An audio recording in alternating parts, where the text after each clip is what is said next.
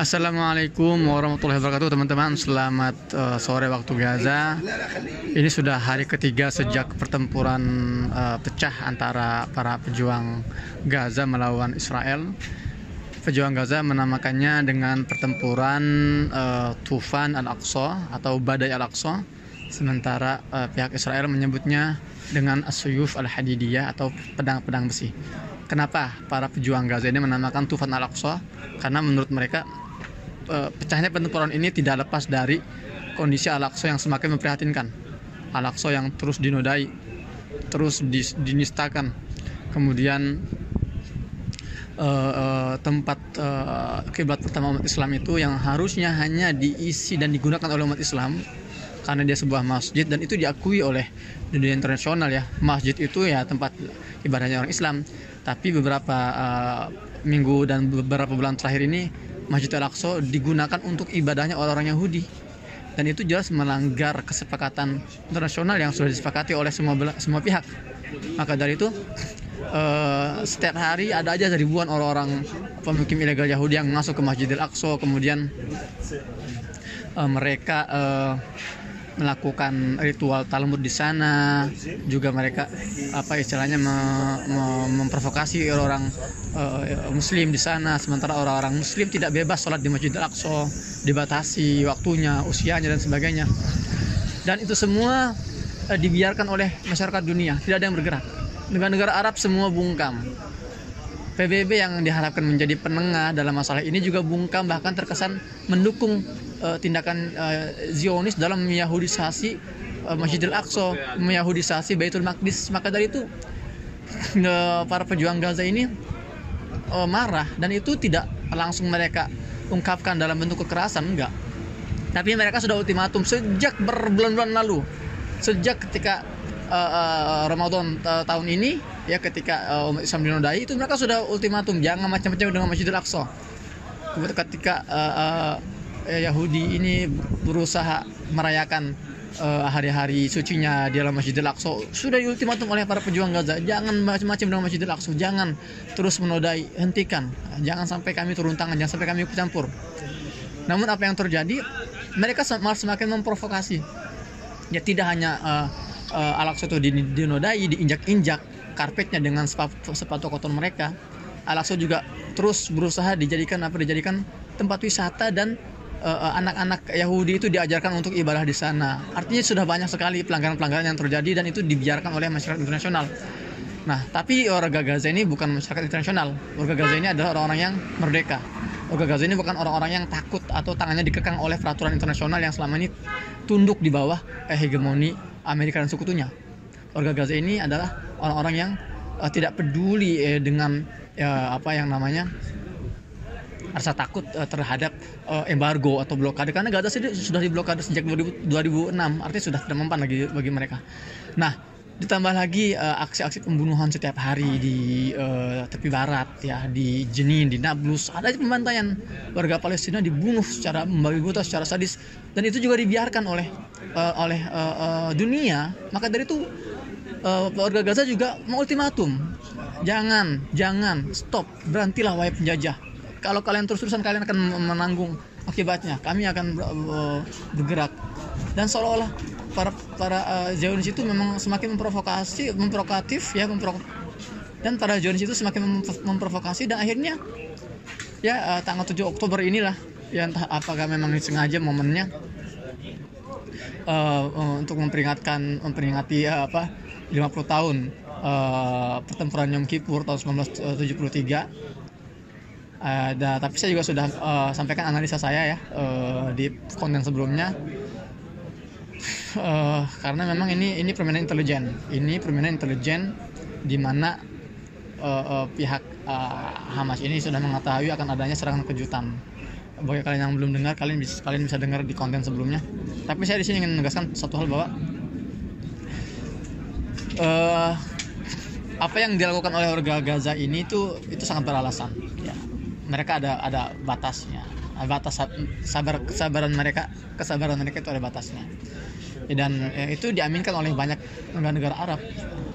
Meskipun pemerintahan mereka itu melakukan normalisasi, tapi rakyatnya itu banyak yang mendukung dan sangat bergembira terhadap prestasi yang dilakukan oleh para pejuang Gaza dalam memberikan pelajaran. Ya, karena selama ini Israel ini seperti tidak tersentuh, tidak terjangkau oleh hukum-hukum internasional. Sanksi-sanksi PBB itu sudah berkali-kali dikeluarkan sejak tahun 1948 sampai sekarang, sudah puluhan sanksi dikeluarkan, tapi nggak pernah ada yang dihiraukan oleh Zionis, karena mereka merasa dilindungi oleh NATO. Maka dari itu warga Gaza menjadi satu-satunya di sini sebagai Mesias, ya di sini sebagai penyelamat wibawa dunia, bahwa mereka ini bisa menghukum Israel, mereka bisa memberikan sanksi terhadap Israel. Itu yang terjadi, teman-teman. Muncullah pertempuran itu, Tufan Al-Aqsa, Badai Al-Aqsa, dan Badai Al-Aqsa ini juga maksudnya, ya filosofinya adalah bahwa angin kencang ke arah pembebasan Masjid Al-Aqsa ini akan terus melaju, tak akan ada yang bisa menahannya, seperti halnya sebuah angin badai. Dan Masya Allah sudah sangat dekat, ya, para pejuang-pejuang Gaza ini sudah melewati Gaza, kemudian masuk ke pemukiman ilegal Yahudi di sekitar Gaza, masuk ke pemukiman Sderot, ke pemukiman Netivot, dan sudah mendekati wilayah Khalil, gitu kan. Masya Allah, ini menjadi sebuah prestasi tidak hanya untuk orang Gaza, tapi untuk seluruh umat Islam yang rindu melihat terbebasnya Masjidil Aqsa. Baik, sekarang saya mau update kondisi di Gaza, teman-teman. Ini hari ketiga. Menurut baik teman-teman, ini sudah hari baik teman-teman, sekarang saya akan masuk ke update kondisi di Gaza. Ini sudah masuk hari ketiga dan jumlah korban jiwa dan luka terus berjatuhan dari kedua belah pihak. Di Gaza sendiri ini sudah tercatat 560 warga Gaza itu terbunuh, di mana lebih dari 80 diantaranya itu anak-anak dan 60 wanita.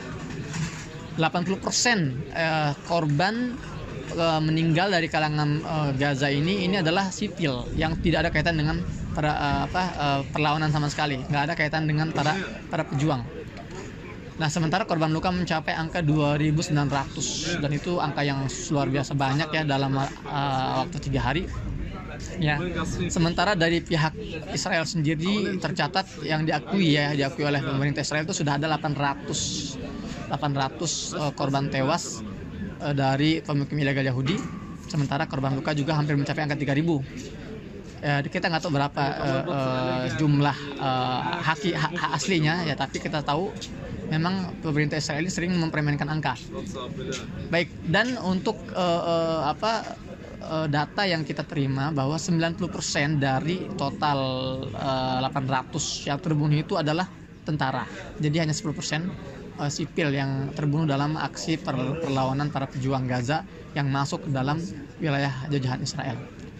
Nah, kita kalau melihat dari dari jumlah korban dan kalangan korbannya, kita bisa melihat memang Zionis ini sengaja mentarget warga sipil, karena kalau kalian ke Gaza dan suatu hari nih, kalau ini sudah mulai reda, saya akan ajak kalian keliling-keliling Gaza untuk melihat bahwa mayoritas bangunan yang hancur itu di Gaza itu adalah bangunan rumah tempat tinggal, gitu kan. Dan juga dan itu tidak 2 tingkat, itu ada yang 5 tingkat, ada yang 14 tingkat. Itu semua dihancur luluh lantakan, sementara penghuninya di dalamnya. Nah, kemudian juga target mereka selain rumah adalah masjid-masjid. Sejauh ini sudah ada 10 masjid yang dibuat rata dengan tanah. Tadi pagi nih subuh, lagi sholat subuh, ada sebuah masjid di wilayah pengungsian pantai namanya Masjid Al-Gharbi. Itu orang lagi sholat subuh itu dibombardir masjidnya sampai hancur lebur, dan banyak korban jiwa di situ.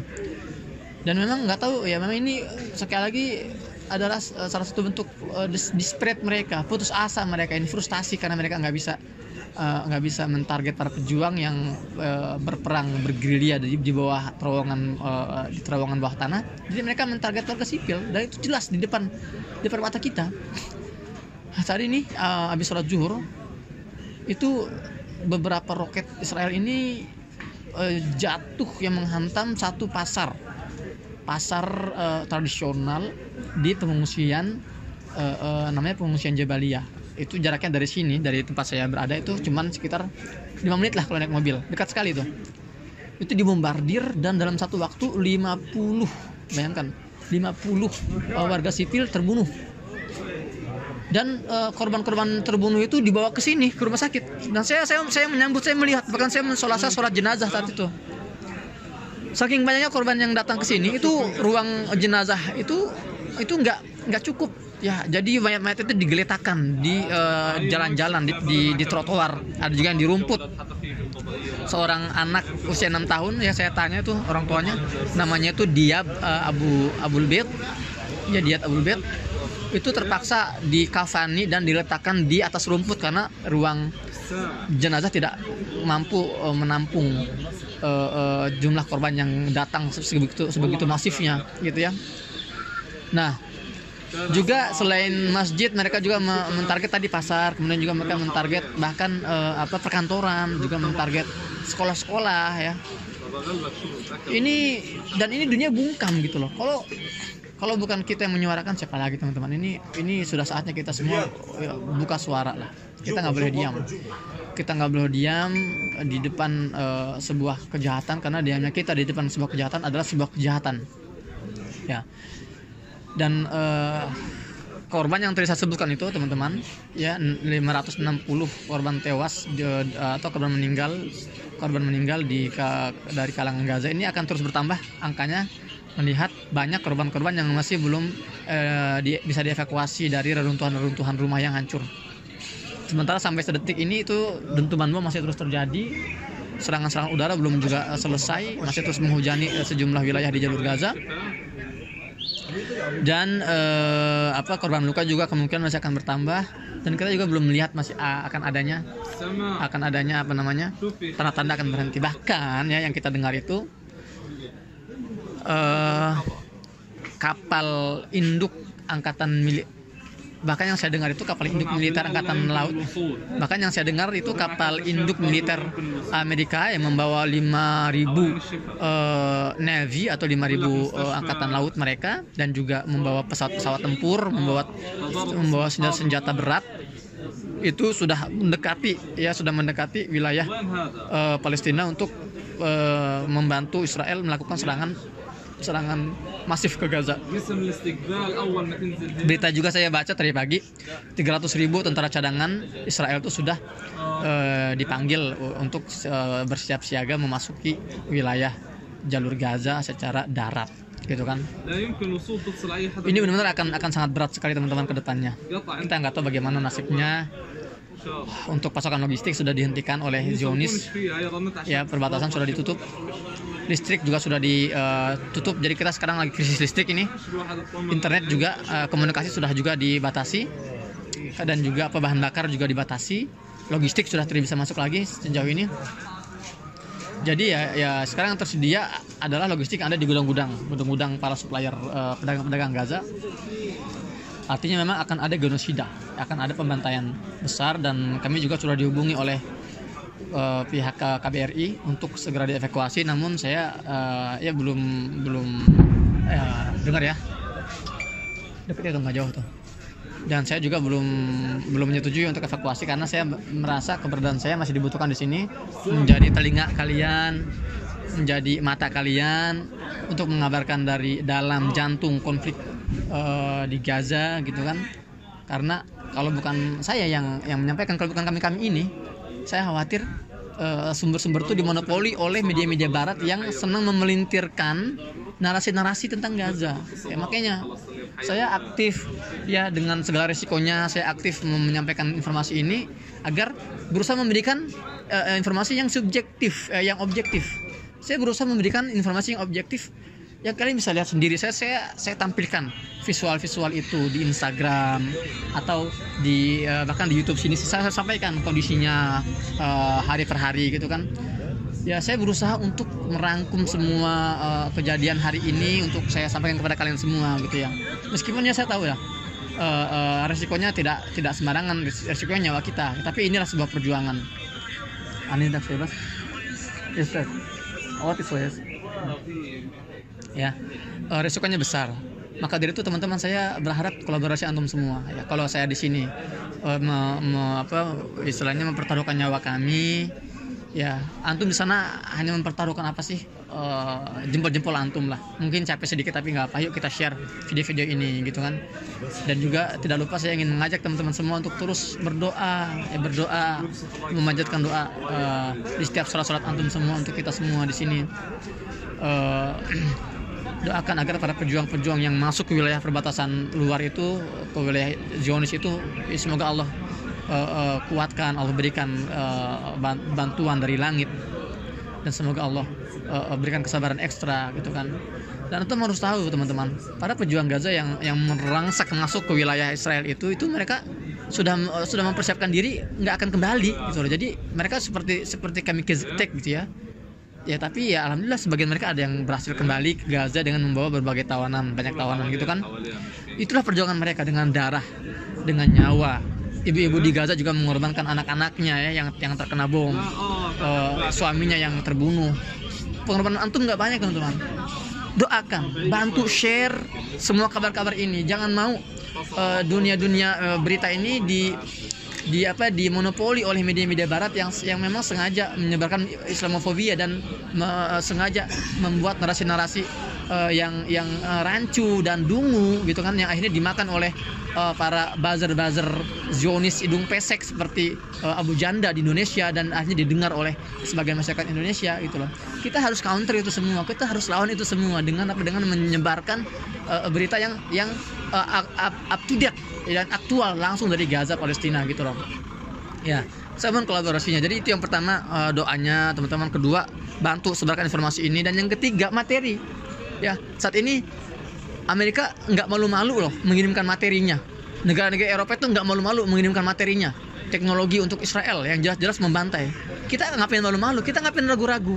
Saya sering mengatakan saya nggak akan malu kalau saya harus mengemis untuk Palestina. Saya nggak akan malu. Itu loh, karena bagi saya itu sebuah kehormatan.